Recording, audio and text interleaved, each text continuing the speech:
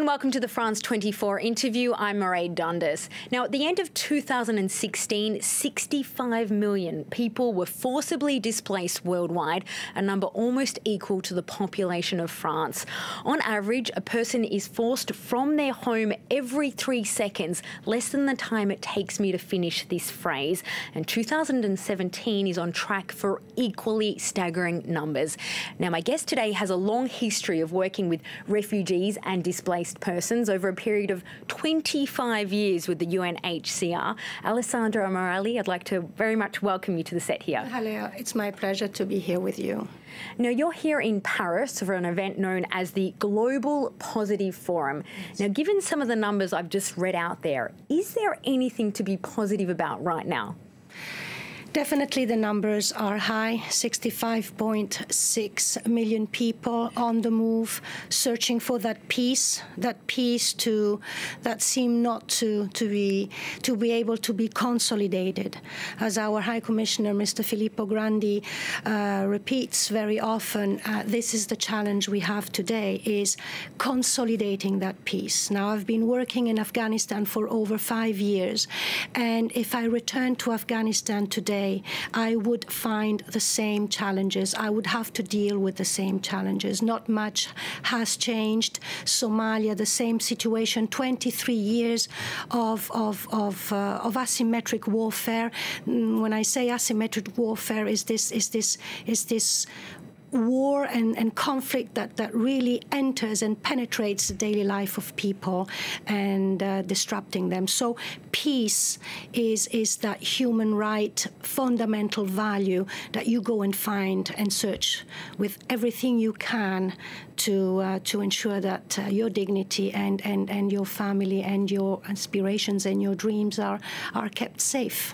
But the session is actually called The Audacity to be Positive. Yes. Is it audacious to be positive in this environment? Absolutely. I think that the audacity to be positive, such as creativity, such as recuperating words like solidarity and empathy, is the true resistance today. Probably is going back to these deep words that basically are maybe the only way to solve a human crisis, such as, you know, solidarity, compassion, and understanding from where you come from are probably, and certainly I do believe in it, the key to also find and build solutions for the displaced, certainly in the narrative.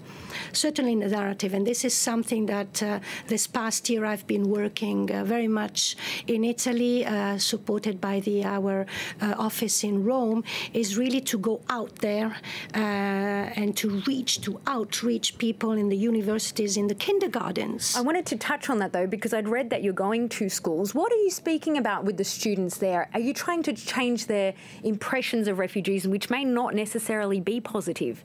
Definitely, yes. I try to open a discussion, and I think that's the best approach. To open a discussion and, through my experience, which I have analyzed deeply during this year, try and transform my experience into a storytelling. I had the privilege in UNHCR to be placed in some of the most complex and difficult operations, the Afghanistan, the Somalia operation, I started with the Balkan War and the Sri Lanka. I mean, there has been quite some operations that have been at the crossroad, really, also of history. And so this experience translated into storytelling, saying to the kids, even at kindergarten, helping them recuperate the values of solidarity, for example, of empathy and compassion. These are words that are very valuable today, very necessary today. But do you find that the children in kindergarten already have an element of fear about refugees and migrants? Depending from what they hear from their parents. So to go and recuperate values like respect, like empathy and solidarity through fairy tales, for example, at the kindergarten level, and then at the level of university with the support of anthropologists, psychologists, and sociologists, trying to understand and and put a narrative to the fear that a refugee or an asylum seeker carries in his eyes and carries in his journey. This fear the refugee carries will meet the fear of the hosting community, of the community that will welcome. That fear needs to be also taken into account.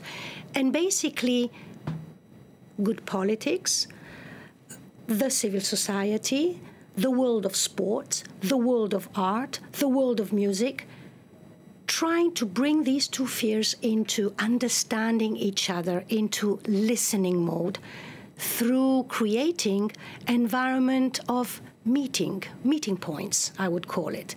Les espaces de la rencontre, spaces where you can experience the otherness.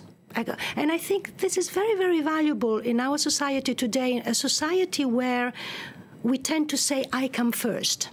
A society that by saying I come first tend to exclude. So we need to go back when we also talk about migration, we need to go back into grabbing those values of inclusion and solidarity.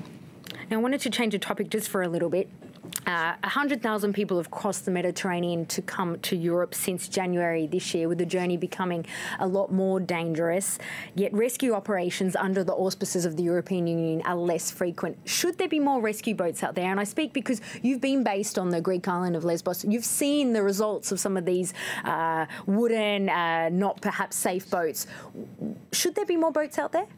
Well, certainly the 1 year in the midst of the Greek emergency was indeed, as I always described, an exodus that crossed my soul. That really 1 million people that walked straight into not only my soul but the soul and the lives of the valuable and very courageous colleagues at that time. I believe, like in UNHCR and our High Commissioner, Filippo Grandi, has stated it very clearly and very, very courageously, all lives must be saved. So we must be in the condition, we must create that condition, that in these very dangerous journeys that are in the hands, unfortunately, of traffickers and criminals, let's put the words into that right place.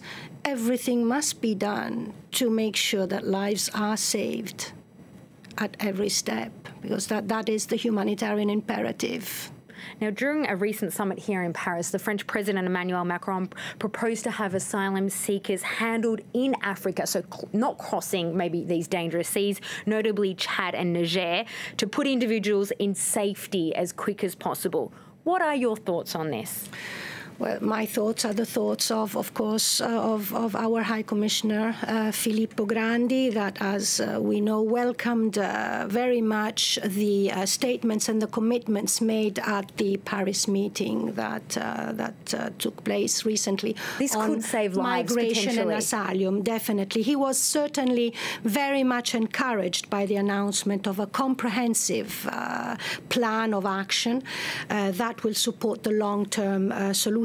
Because this is basically the aim and the objective, is all together in solidarity and collegiality, design, find, implement, search for the durable solutions for people forced to flee. So long-term solution to the complex issue of the mixed migration, so to help basically address the root causes of the displacement in close cooperation with the countries, as you rightly so mentioned, of origin, Chad, Mali, and the Niger in particularly, and the countries in transit, Niger, Chad, and Mali again, and in line with, of course, always in line with the international law. This must be made very clear, and is very, very clear, made clear by Mr. Filippo Grandi, our High Commissioner. And now I just wanted to say, 25 years you've worked with the UNHCR, and today more humanitarian work. It's amazing. It is. Time goes fast. But today more humanitarian workers are losing their lives than at any other point in history. You've listed some of the places you've worked. I'm going to say a few others: Sri Lanka, Afghanistan, Indonesia, Yemen, Somalia. Yes. Is it harder to do your job today, and is it more dangerous? Definitely, it's not a walk in the park anymore. Through my experience, and I have reflected a lot, I have seen how things and my response and the response of the action, the response of the team I had the privilege to lead in many countries have changed. I remember in Sri Lanka, I was the head of an office that was 50% in the Tamil LTTE controlled area and 50% in the government governed area.